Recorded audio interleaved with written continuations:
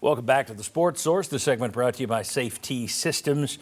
Security systems for your office or your home, fire alarms and nurse call systems, what they call life safety systems. Safety Systems does that as well.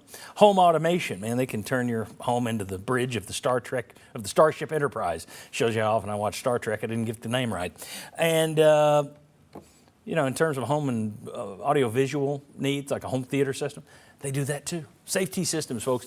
I've used them for many, many years. Their signs are in my yard because I believe in them. You'll see them all over town. You'll see their stickers in the windows of businesses all over town. Call VFL J.J. Surlis and his team this week. Safety Systems. All right, this is our Huddle segment. We got 3 VFLs huddled over at the other side of our set. But the question for today is, let's say this Tennessee-Missouri game comes down to one possession on Saturday. One possession to win it. Which unit do they want on the field for Tennessee? They trust the offense more or do they trust the defense more? Fun question. Let's see how they answer it. Will Overstreet, take it away. Wow, that's a tough question. I mean, I look at this and I look at recent history with the offense and Josh Heupel being the offensive guru and go, how could you not say offense, right? How could you not say give those guys the ball? But at the same time, that also says I have to believe that this offense over these last 3 games is going to show up the same way in a Missouri game and in a Georgia game, those kinds of play that way. Right now, the history of this year, I look at it and say I have to go with the defense. Just because consistency-wise of what they've been able to do, holding teams to lower points, you have to look at the Texas A&M game, you have to look at the game yesterday.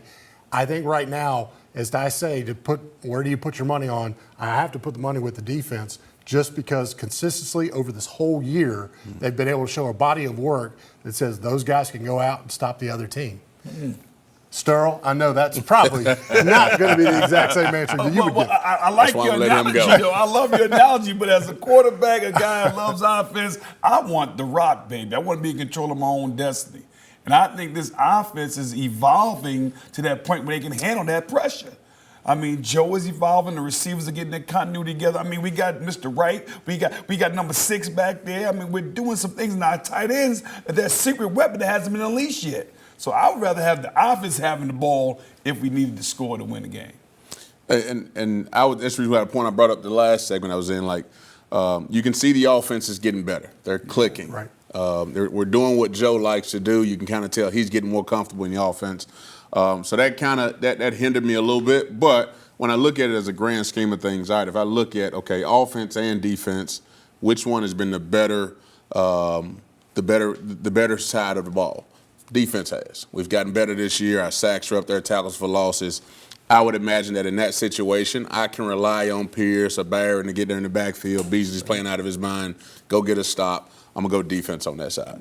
I can respect you defensive guys' answers. You got some good statistics to back them up. But, man, look, you ask any quarterback, he wants to rock, baby. Yes, sir. Yeah, no, I think we all would change our answers if we said, is it 7 or 3? Because I think that makes the big difference in this kind of game when you getting field goal for, I don't trust the defense at that point just because I would look at it and say it just takes one guy falling down and they make one pass, and then now they're in field goal range. And so I would trust whoever that is that has to get the 3 is going to be the guy. I would say I've seen too many times this season watching our offense where we need a big drive and we go 3 and out, and it's like, man, what was that? What was the play call? Why do we do it?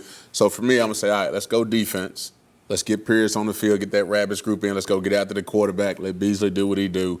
I trust the defense in that situation more than I would offense. Well, I can respect you guys. Yeah, that's so, John, I don't know if we figured anything out since the 2 defensive guys took defense. Then the one offensive guy took offense. So I think it just plays into a little bit of who would we rather be? We'd rather be on the field than let the other guy be on the field deciding our fate at the end of the game.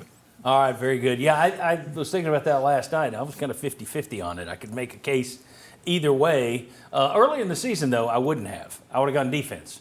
So the fact that the offense has looked a little bit more like itself the last couple of weeks, that makes it more of a difficult question. But your point is good about it being a field goal. It's so easy to get a field goal at this point that you always want to be on offense there. That's why I didn't give you the scenario. All right, when we come back, the whole gang will play a little game we like to call Will They or Won't They? It's a nice way that we preview Tennessee, Missouri with some more stats. We may even talk about Luther Burden. Coming back on the Sports Source.